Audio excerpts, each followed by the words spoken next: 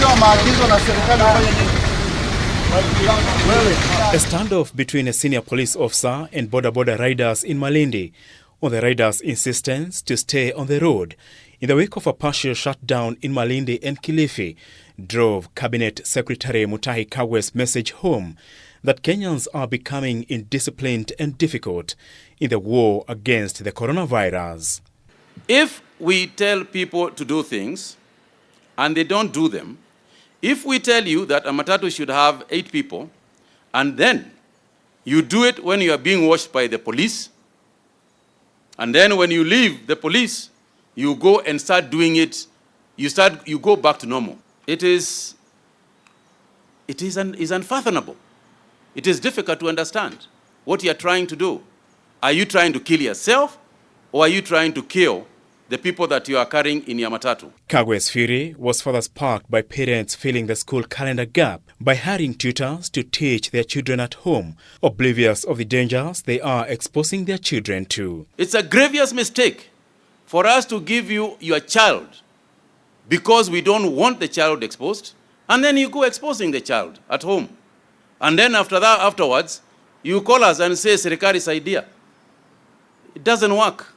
This is one time when you idea, the government won't idea, because the government cannot help each and every home and every child. We want responsibility among citizens. With 4 counties already classified as high risk by the Ministry of Health, Kilifi, Kwale, Mombasa and Nairobi, the dilemma facing the government emerged, where in Uasin Gishu, 2 families were fined by County Governor Jackson Mandago for failing to self-quarantine. The 2 families had returned from Japan and the United States respectively. Tumeweza kuweka watu familia 2, couple moja na couple lingine na mtoto mdogo. Sasa tuko na watu 5 hapo kama lelo wenye tumewaeka on forced quarantine. But we have a few chiefs and a few OCBDs here and there who are not fully supporting the effort. Wewe ukisikia mahali OCBD ameambiwa kuna mtu alitoka mahali fulani amekataa kwenda quarantine, badala ya kutusaidia na kuita public health na kwenda kuenforce, anaanza kusema hiyo sio kazi yangu. These are irresponsible citizens and public servants who should not be in anybody's payroll.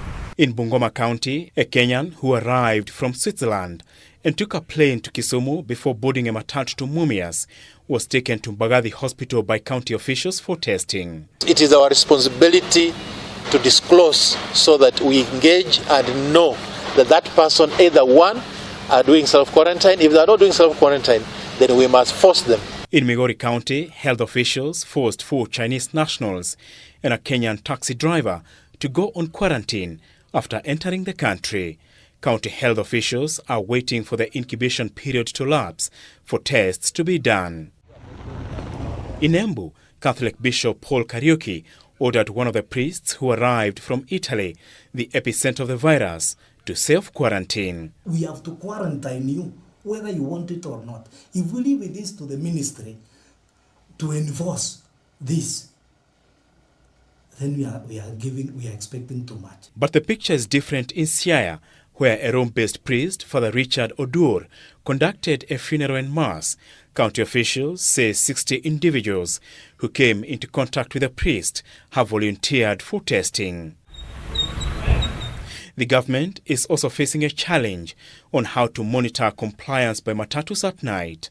Apul Kamau, K24 Evening Edition.